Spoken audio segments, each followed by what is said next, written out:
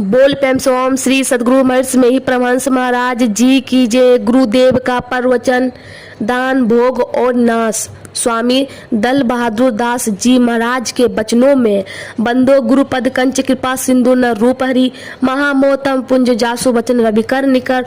उपस्थित सत्संग प्रेमी महानुभावों, सदा आत्माओं, माताओं एवं बहनों, सत्संग के द्वारा ईश्वर भक्ति का प्रचार होता है। हम जिसकी भक्ति करेंगे प्रथम उसके स्वरूप का ज्ञान होना चाहिए।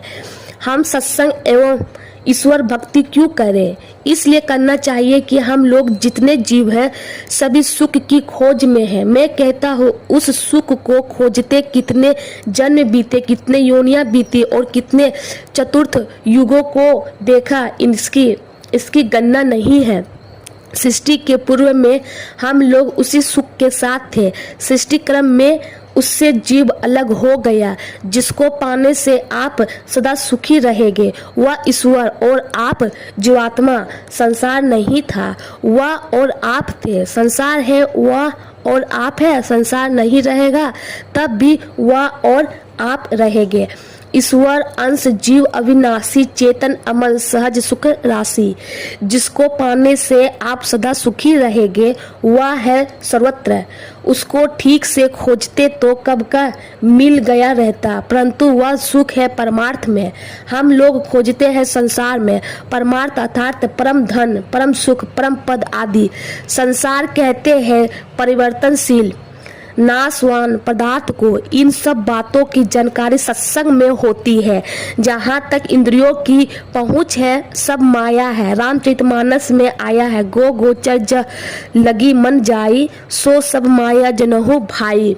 यानी ये सब इंद्रियां भी माया है। रामायण में माया के संदर्भ में कहा है, चारों ओर व्याप्त परिवर्तनशील पदार्थ और नाशवान पदार्थ ही माया है तथा माया की भयानक सेना संसार में फैली हुई है। उसके सेनापति काम, क्रोध, मोह, लोभ, मद और मत्स्य आदि है। परंतु यह रघुवीर की यानी राम की दासिया है। जब तक राम की कृपा नहीं होगी तब तक उस माया से हम नहीं छूट सकते। जिस तरह पानी के बीच में मछलियां रहती है उसी तरह नाशवान पदार्थ के बीच में हम लोग हैं। गरुड़ जी दृढ़ता पूर्वक कहते हैं कि राम की कृपा बिना माया से हम लोग नहीं छूट सकते। भगवान की कृपा तो हम लोग पर भरी पड़ी है। धर्म के रक्षारथ हम लोग पर कृपा करने के लिए ही भगवान समय समय पर अवतार लिए। तब हम कैसे कहते हैं कि प्रभु की कृपा नहीं है? उपनिषद में है, 5 तत्वों से बना यह शरीर और संसार है। वे है पृथ्वी तत्व, जल तत्व, अग्नि तत्व, वायु तत्व और आकाश तत्व। इनमें 5 ज्ञान इंद्रिया और 5 कर्म इंद्रिया है।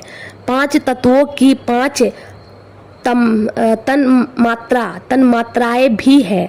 पृथ्वी तत्व का गुण गंध है जो नाक से ग्रहण होता है। जल तत्व का गुण रस है जो जिह्वा से ग्रहण होता है। अग्नि तत्व का गुण रूप है जो आंखों से ग्रहण होता है। वायु तत्व का गुण स्पर्श है जो त्वचा के द्वारा ग्रहण होता है। आकाश तत्व का गुण शब्द है जो कानों के द्वारा ग्रहण होता है। ग्रहण करने वाले तत्व भी नाशवान, सर्वत्र नाशवान है। कैसे बच सकते हैं? इनसे कैसे निकल सकते हैं? इसलिए कहा गया है कि विषय त्याग दुर्लभ, तत्व दर्शन दुर्लभ और सहज अवस्था भी दुर्लभ है। परंतु हम लोग का सहज स्वरूप सुख स्वरूप है। उस सुख का अर्जन करना नहीं, वह तो सर्वत्र है, सिर्फ सन्मुख होना है। यदि सदगुरु मिल जाए, उनकी कृपा हो जाए तो जहाँ दुख रूप है वहीं आप सुख रूप हो जाएगी। दुनिया पूजने लगेगी। जैसे प्रकाश के आने पर अंधकार भाग जाता वैसे ही दुख भाग जाएगा। इसकी चर्चा के लिए सत्संग करें, पाने के लिए ध्यान करें। आपका परम सुख खेती में, व्यवहार में, नौकरी में, फैक्ट्री में, आदि में नहीं है। यह परम सुख केवल सत्संग में ही है। पाने के लिए साधन भी सरल है। जिनको पाने से सदा सुखी रहोगे उनके लिए मात्र सत्संग ध्यान करना है। जो दासी रघुवीर के समुझे मिथ्या सौंपी, झूठ ना राम कृपा बिनु नाथ कहो पद रोपी। यानी संसार सुख तो अर्जन करना पड़ता है, पर वह सुख तो अनायास प्राप्त हो जाता है। संसार सुख अर्जन करने के लिए तो चतुराई चाहिए। साथ ही धन कमा कर पुण्य नहीं किया तो धन की 3 गतियां दान, भोग और नाश है। दान भोग नहीं किया तो धन का नाश निश्चित होगा। बाढ़ आती है तो लोग देखते हैं कि गड़ा हुआ बक्सा बाढ़ में बह रहा है, पर पकड़ेगा तो कौन? होशियार मनुष्य तो वे हैं जो दान करते हैं। धरती पर का बैंक तो फेल हो जाता है, पर परमात्मा का बैंक कभी फेल नहीं होता है। कहा है सुपुत्र तो धन संचय क्यों, यानी कमा कर ढेर कर देगा। कुपुत्र तो धन संचय क्यों, यानी चोरी, नशा, शराब तथा व्यभिचार आदि में नाश कर देगा। संसार में प्राय 3 तरह के लोग होते हैं, कंजूस, मक्खी चूस और दानवीर।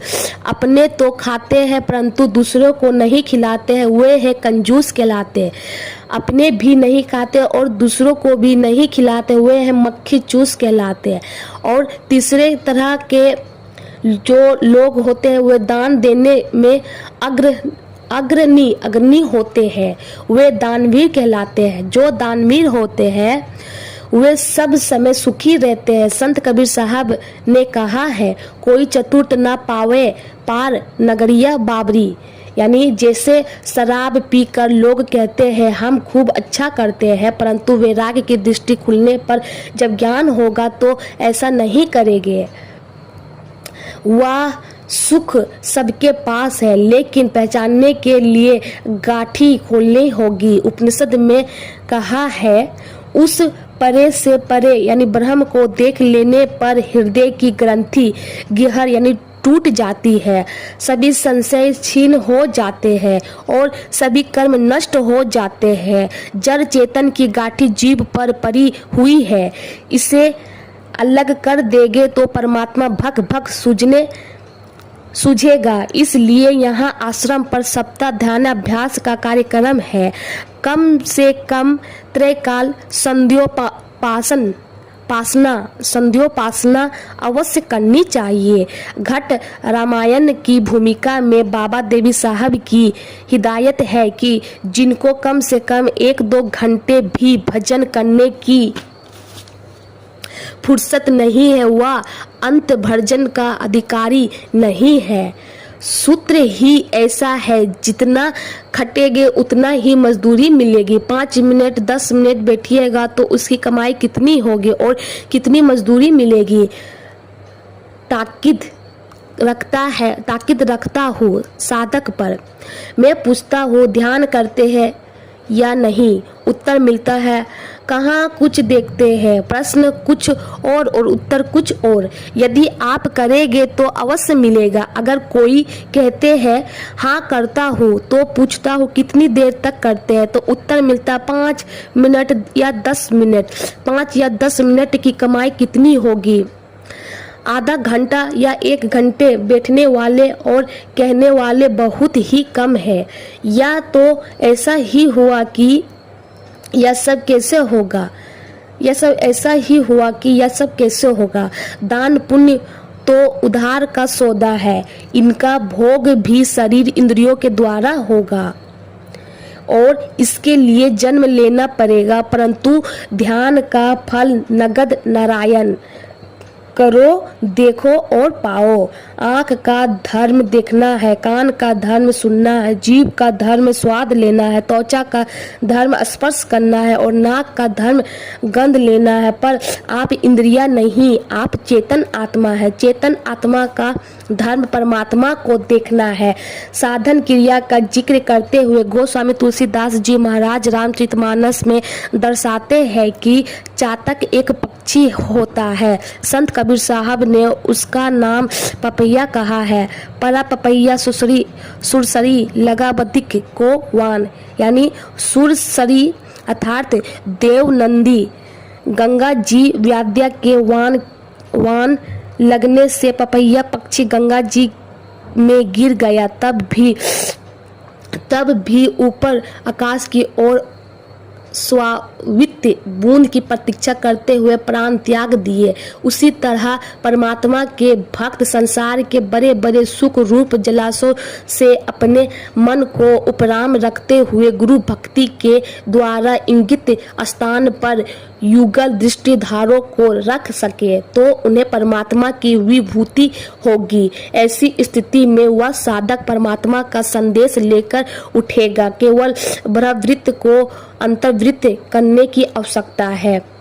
यह संसार भी प्रभु कृपा से ही चलता है। नेपाल सरकार काठमांडू में है, पर उसके संचालन से यहाँ काम हो रहा है। अभी हम अमरदह से पुलिस चौकी भवन का उद्घाटन करके आया हूँ। उसका संचालन भी काठमांडू से होता है।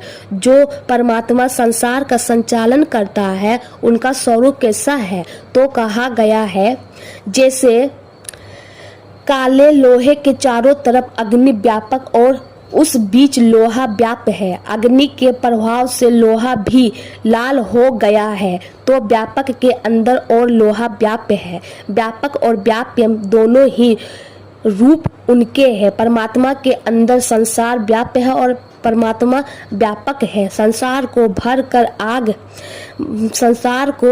कर आगे कहाँ तक है? तो वे अनंत है, उनका अंत ही नहीं है।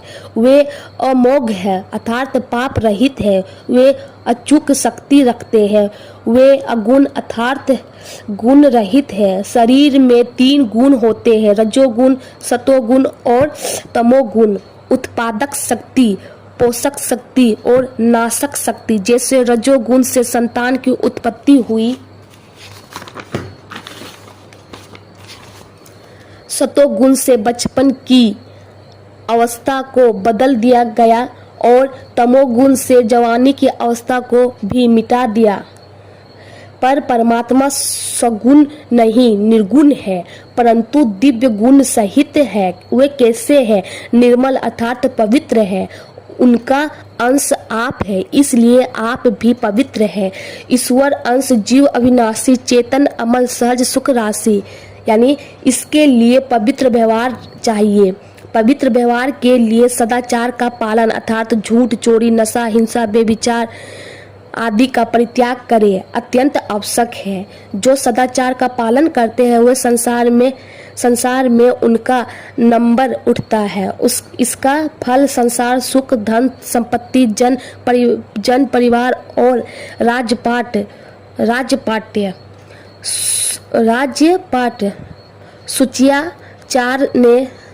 सुचियाचार ने शरीर की शुद्धि होती है।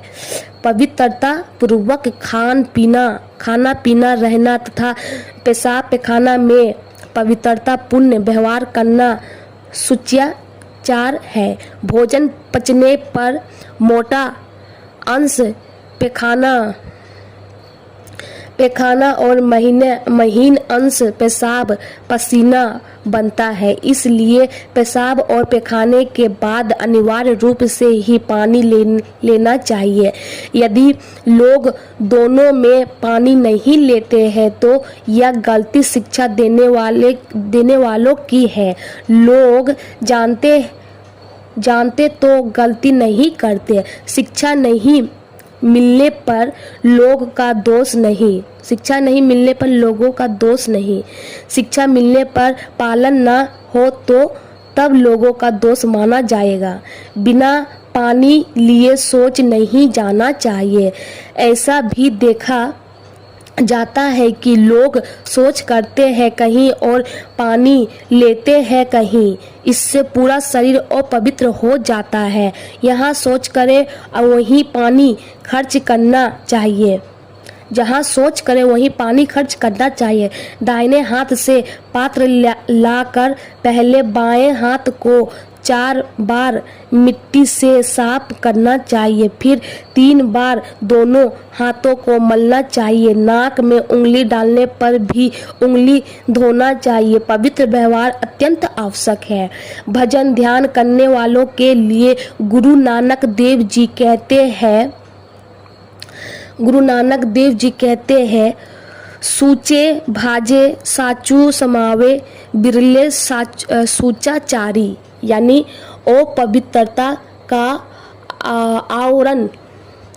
आवरण हट जाए तो सर्वत्र दर्शन ही दर्शन होगा, साथ ही भजन ठीक होगा। इसके लिए भोजन भी ठीक होना चाहिए, कमाई भी पवित्र होनी चाहिए। सिर्फ 3 बार चावल धोने से नहीं होता है। सरसैया पर पड़े रहते समय एक दिन भीष्म पितामह धर्मो उपदेश कर रहे थे। पांडवों को उपदेश कर में द्रौपदी हंस पड़ी और भीष्म पितामह से पूछी, बेटी तुम क्यों हंस पड़ी? पहले तो द्रौपदी कहने से हिचकाई। बारंबार पूछने पर द्रौपदी ने कहा, दादाजी, जिस समय भारी सभा में मेरी साड़ी खींची जा रही थी उस समय आप भी वहां थे, आपने उस समय कुछ नहीं कहा। यह सोचकर मेरे मन में यह बात आई कि अभी तो